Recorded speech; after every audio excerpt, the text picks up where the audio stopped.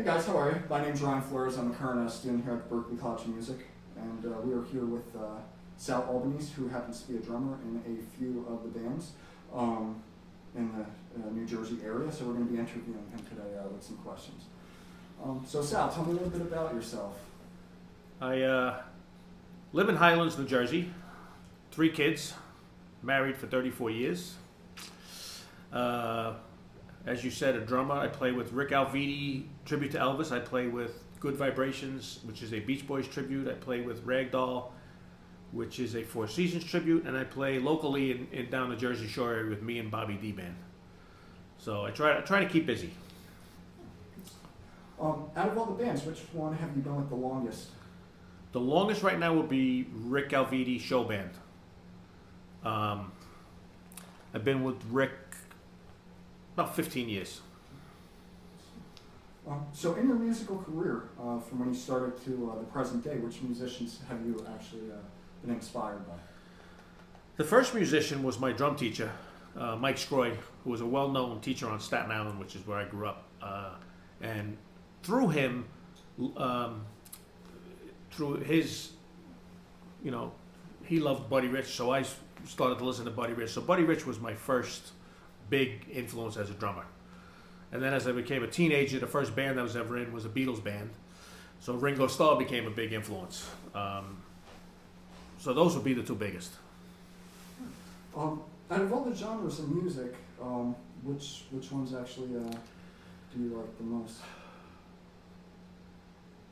I played with the Elegants, who had the #1 song Little Star in 1958. Oldies was always my favorite. I played with oldies bands throughout the 80s and 90s, local bands, and then I hooked up with the Elegants. So I would say oldies was my favorite through the years. So out of all, besides playing drums, what other instruments have you played? None. I started to learn guitar, never followed through. I started to learn piano, never followed through. I still have aspirations to do those things, but it has not come to fruition. How has your music evolved since you first began playing, and where has it taken you? Where it's taken me is very interesting. Playing with Rick Alviti, and the Four Seasons, the Ragdoll, been all over the country. I mean, I've been to places that I never in a million years would have thought I would have been to.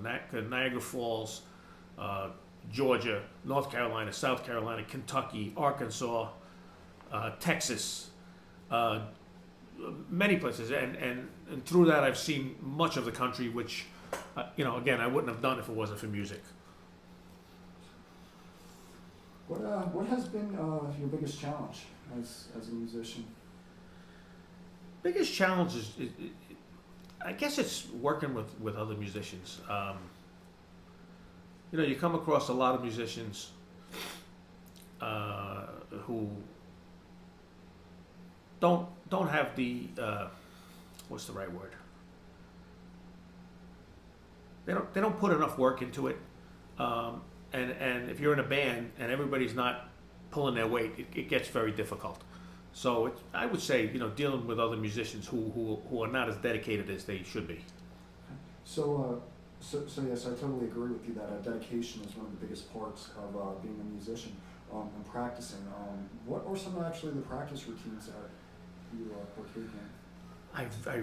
Sadly, I rarely get to practice unless I'm practicing with the band anymore. I don't have a drum set up in the house.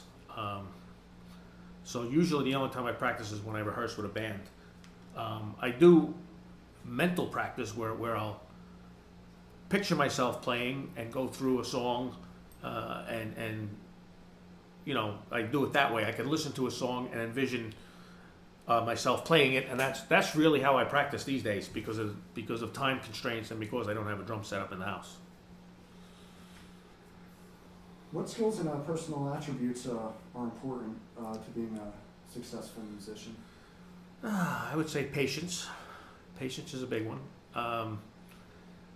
As we said earlier, dedication. You have to, to learn your craft, it takes a lot of hard work. I took drum lessons for 7 years when I was a kid, and you practice every day, and had a lesson every week. And I learned, that's how you learn. You learn. You should always take professional lessons because I think that's a big help. And you got to love playing. I mean, if I don't play, it's happened to me a few times in my life where I've not been in a band and I get physically sick. So playing is just, you have to love it. And I love it. I love playing. I would do it every day if I could. But you got to work, got to eat. So with that being said, how do you actually balance between work, your family?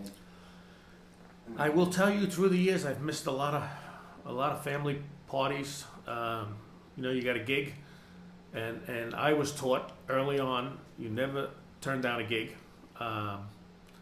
So you miss things, and I thank God for my wife because she's been with me from the beginning, and she puts up with it, and she knows how it goes, and she rolls with the punches. So that's big, that's big. Having the right woman, or man if you're a woman.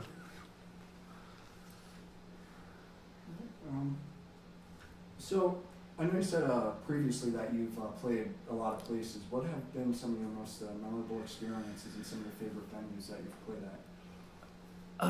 One of my favorite, I played at PNC Bank Arts Center with the Elegance twice, which was great because you played for like 12,000 people. I played at a baseball game back in, I think it was 2003, with Rick Alviti, which was great. Again, a full stadium, minor league stadium. A lot of people. And then we did 2 cruises. We played on 2 cruises for the whole ship, which was a lot of fun. So I would say those were the highlights.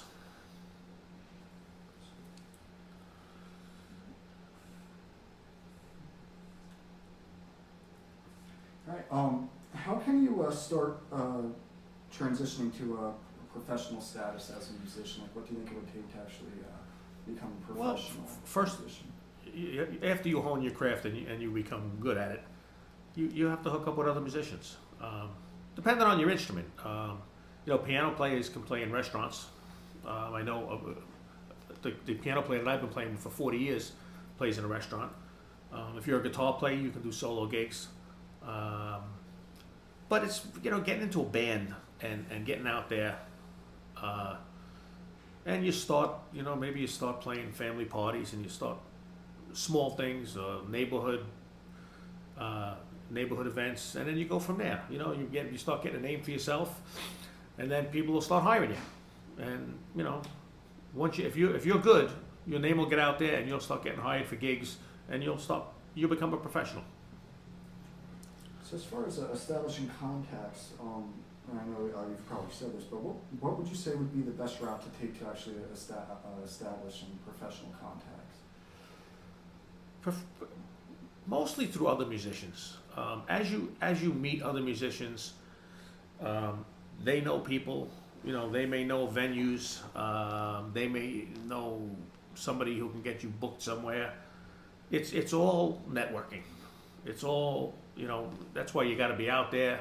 Down the Jersey Shore music scene is there's a big network of people. You've been to a couple of the open mics, and that's how you do it. You get out there, you know people, and through knowing people, you might hook up with other musicians. You might be able to form a band. You might get introduced to club owners who can hire you. So it's all networking.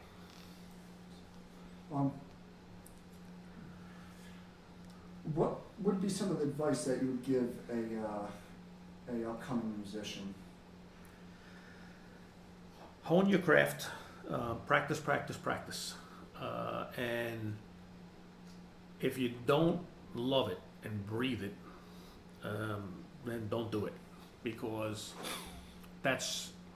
if you love it, you'll know, because you have to play. And when you have to play, you'll find places to play. You'll find a band to hook up with. You'll find other musicians to jam with.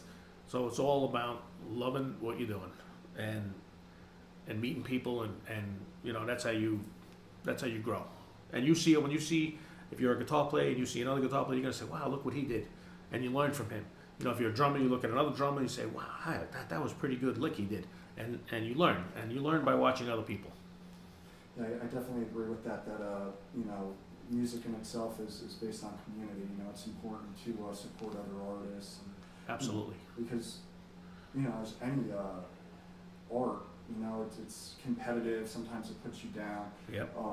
Sometimes it picks you up. Like, how would you actually put your mind at ease knowing that you're a good musician when you're faced with negativity and... Yeah, you know you're a good musician when you hear it from other musicians. You know, when another drummer tells me, "Hey, you're really good," that you take that as a big compliment because you know there's somebody who's playing the same instrument as you, and you know that means a little more when it comes from somebody like that. And like I said, other musicians, when you play, I will tell you, when you play at a venue, you're not looking to impress the people there. You're looking to impress the other musicians. So that's how you. When other musicians come up to you and say, "Hey, you're really good," that's how you know. That's the ultimate compliment. So, where do you foresee your musical career going in the present day and the future? My age is not going anywhere. I just want to have fun. I still play with Rick Alviti. We still travel, so that's a lot of fun. Travel with Ragdoll, it's just fun. You know, it's not gonna be. I'm not gonna be rich and famous, but I get to play a lot and I enjoy it, and that's all that matters. So Sal, what kind of equipment do you have as far as like drum kits and what do you prefer? I still have the first drum kit I got, which I got when I was 12 or 13. It's an old Slingerland set, pink sparkle. Got a lot of fun made out of me for many years with that. But I tell you what, I played with that drum set. It's the only one I had for probably 25 years. Then I bought a 5-piece Pearl Export. And then after that, I bought a Yamaha Al Forster hip gig, which is what I use all the time. And it's great because it's the bass drum opens up and all the other drums go inside, so you have one bag. So the older you get, the less you want to carry. So I can make it in and with all my drums and my hardware in one trip now. So that's why I go with the hip gig. Yeah, that's definitely good. I love vintage equipment, especially vintage guitars. There's nothing like them, so I could definitely see where you're going with your drum kit. Have any of your bands ever made any records or CDs, any production? Yeah, I was with a band in the '80s, Nostalgia. We made an album. Not that it sold or anything, but I have copies of it home. We gave it to friends. We used to sell it on our gigs, and it was all 50s doo-wop music. It came good. You know, it was a lot of fun doing that. And then I was with a band called Moment's Notice in the '90s, and we recorded a cassette. If anybody knows what a cassette is, we didn't even make an album. We only put it out on cassettes back then. So. And I have several live recordings of the Rick Alviti show. We did one in Charleston several years ago, where it was professionally taped. There was a director. There was cameras on booms. It was really a big event. It came out really good. Is there any advice that you could give to upcoming musicians? Yeah, you know, take private lessons. You know, learning on your own is great, but you're not going to learn the building blocks. You're not going to learn the fundamentals, and that's where it all starts. I took lessons for 7 years as a kid, and it's the best thing I ever did. I learned how to play every drum beat there is. You know, rumbas, cha-chas, waltz, everything. And you know, you can play any gig as a drummer when you know all of that stuff. You can play society gigs. You know, rock and roll is rock and roll. You can play anything. So. There's private lessons, there's practice, and then network. You know, meet other musicians, jam, and you know, you as you meet people, you never know what's gonna happen. You never know who you're gonna hook up with. You never know where the next thing is gonna come from. So. What do you think are some of the more complex drum rhythms to play? You know, I talk to people who don't play the drums, and you see, you don't realize as a drummer because it comes natural that your feet and your hands and everything is doing something different. So I always thought the bossa nova was a difficult one because your feet are doing something completely different than your hands are doing. It's not difficult to play, but if you're a non-drummer, it would be very difficult to try to do that. And other than that, if you practice, you can do any of them. Naturally, the faster it is, the more difficult it becomes. But you can. I don't think there's anything that you can't do if you practice. What are some of your favorite songs to play? One of my favorites with the Elvis show is "Hunker Burnin' Love." It's a real rocker. All of the Elvis stuff that we do is fast because we're doing the live Elvis versions, so they're all fast. So that's a great song to play. When we play with me and Bobby D, we do "Call Me the Breeze." Another great song, a lot of fun to play, a lot of laughs. And I sing Folsom Prison Blues. I love doing that song. Everybody loves that song, so it's a lot of fun. To me, any song that the crowd likes. We do Mustang Sally, the crowd goes, everybody gets up and everybody sings and everybody dances. So it's all songs like that. You're there to entertain people, you want everybody to have fun. So the songs that make people have fun are the songs that are fun to play. So I saw that you actually mentioned some blues songs. What actually are your views on the blues? Blues is great. It was one of the first roots of rock and roll. A lot of the rock, including the Beatles, a lot of the rock guys came up listening to blues, and it was a big stepping stone in the whole emergence of rock and roll. And the blues is great. Great blues song you can listen to over and over. Who would you say are some of your favorite blues musicians? I would have to say Buddy Guy, Eric Clapton, B.B. King for sure. I would say those would be my three favorites. Yeah, they're all great musicians. Oh, and Stevie Ray Vaughan. I got to throw him in there. Stevie Ray Vaughan's my Got to throw Stevie Ray Vaughan in there. Yeah, it's funny. I've seen a lot of their videos when it was like Stevie Ray Vaughan, Buddy Guy, and Eric Clapton, B.B. King. And all that gives you complete motivation. Yep. And inspiration. So, Absolutely. Other than that, Sal, I thank you for your time, for taking time out of your day to come to this interview. It's greatly appreciated. No problem.